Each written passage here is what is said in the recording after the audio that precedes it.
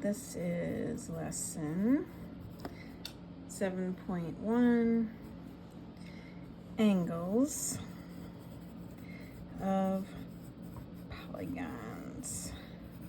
Hope everybody had a good break. Happy New Year. And this is part 1. All right, a diagonal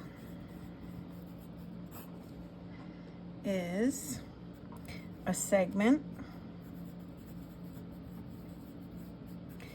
that joins two non-consecutive, so they cannot be right next to each other, non-consecutive vertices. All right, so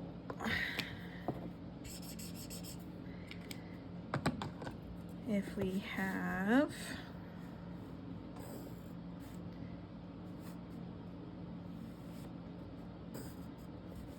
a polygon,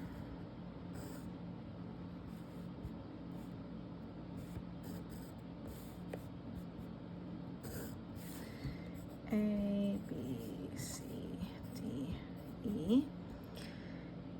Our diagonal then is going to be two vertices connected but not consecutive. So A to E would not be a diagonal. E to B is a diagonal. C to E is a diagonal, not D to E. Okay, so A and E are consecutive vertices, so they cannot be connected. Notice that the diagonals, what do? They break that polygon into triangles, right? The diagonals divide a polygon into triangles. All right, so angle E has two diagonals, EB and EC.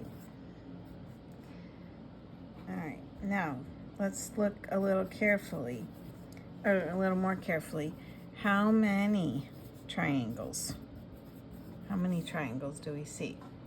Well, 1, 2, 3 triangles, right? So a 5-sided figure will divide into 3 triangles every time, any 5-sided polygon. Okay, so here's the rule. So every polygon with n number of sides, right? So we don't know, but however many sides they have will divide into however many sides minus 2 triangles. Does that make sense? So a 5-sided figure will divide into 3 triangles. So however many sides it has, take away 2 from that, and that's how many triangles will be created. All right, so that leads us to the polygon interior angles theorem, which says the sum is adding them all up, right? The sum of the measures of the interior angles of a convex n-gon, so however many sides it has, right? The sum of all of the interior angles then, if we added them all up, you can always use this formula. N minus 2, right? So the number of sides, take away 2, because that's going to be how many triangles it creates. And then what do we know about triangles? They all have 180 degrees. So this formula then will give you the sum of all of the interior angles for whatever polygon you have. So this works for every polygon. Whoops. But it must be convex. Okay, must be convex. So you can't have any of the vertices caving inside. It has to be all convex. Okay?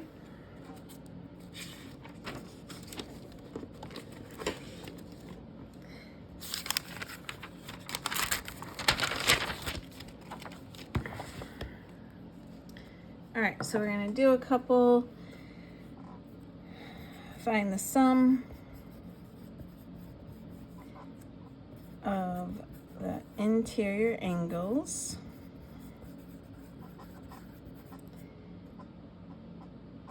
of a convex octagon.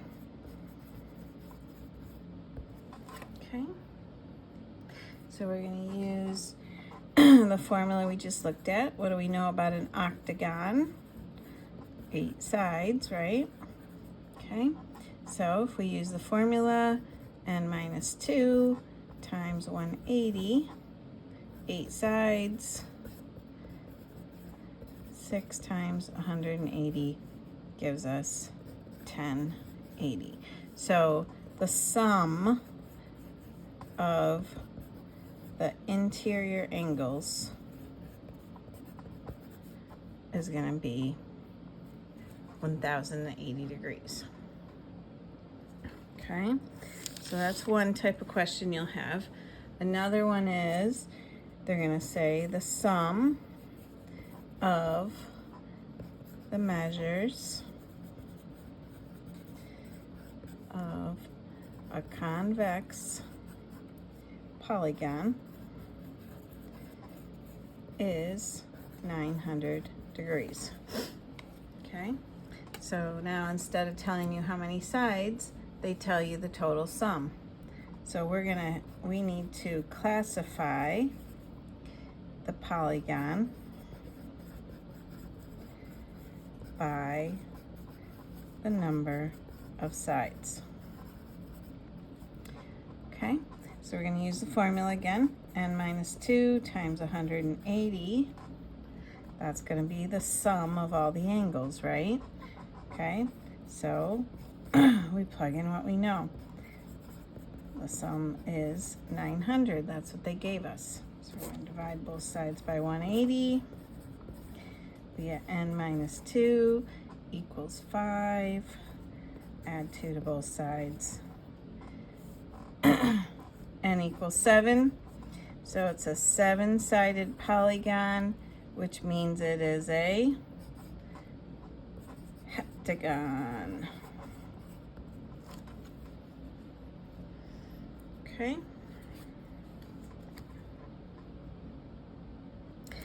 Just a couple things to memorize and obviously will be helpful to have in your head.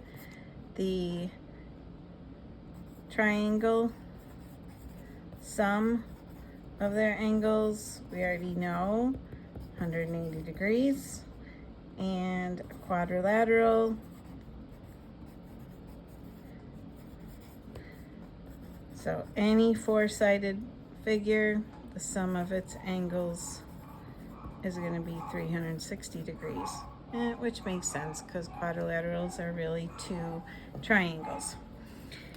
Okay, so if they give you a quadrilateral,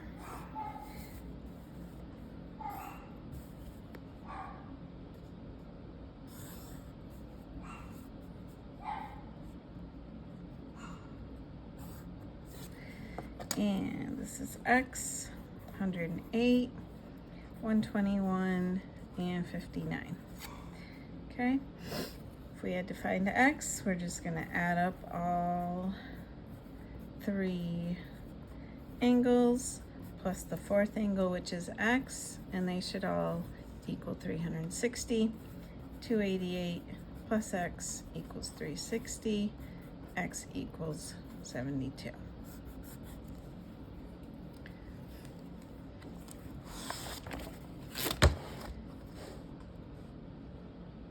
Okay, some important terms to remember.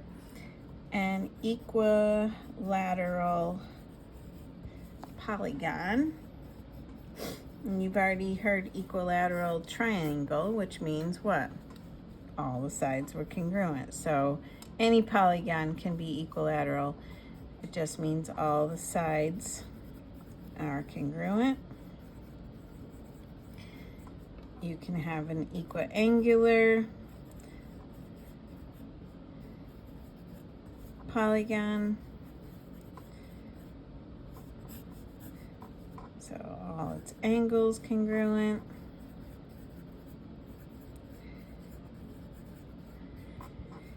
And this is actually really important. If you see the words regular polygon, okay, they're going to use those actually a lot.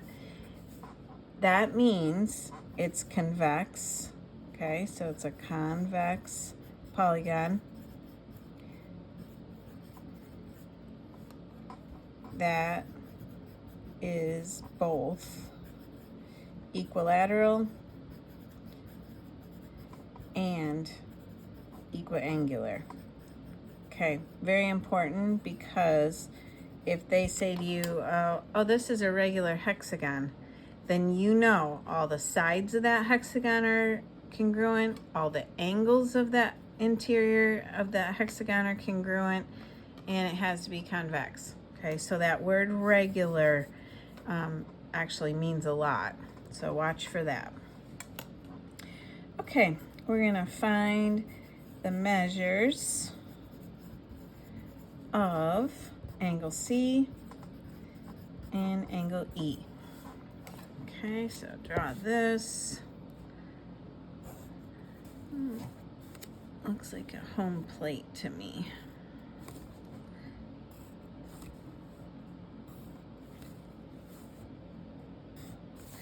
All right, so you have A, B, C, D, E.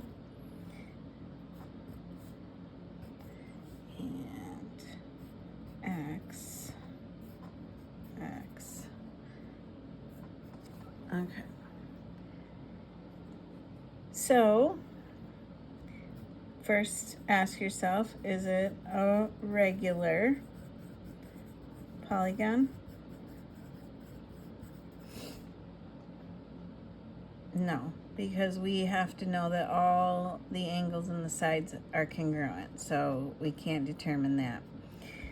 The next thing you have to do then is find the sum of the interior angles. Okay, so we're going to be using that formula a lot. The n minus 2, right? All right, I'm going to write it. N minus 2 times 180. So we put in how many sides? 3 times 180 equals 540. So we know that all of those angles add up to 540. You can see by the markings that we have 3 of those angles, A, B, and D, that are 90 degrees. And then C and E are both X degrees. So all those added together should equal 540. We get 270 plus 2x equals 540. We get 2x equals 270, and x equals 135. So measure of angle C, measure of angle E are both 135 degrees.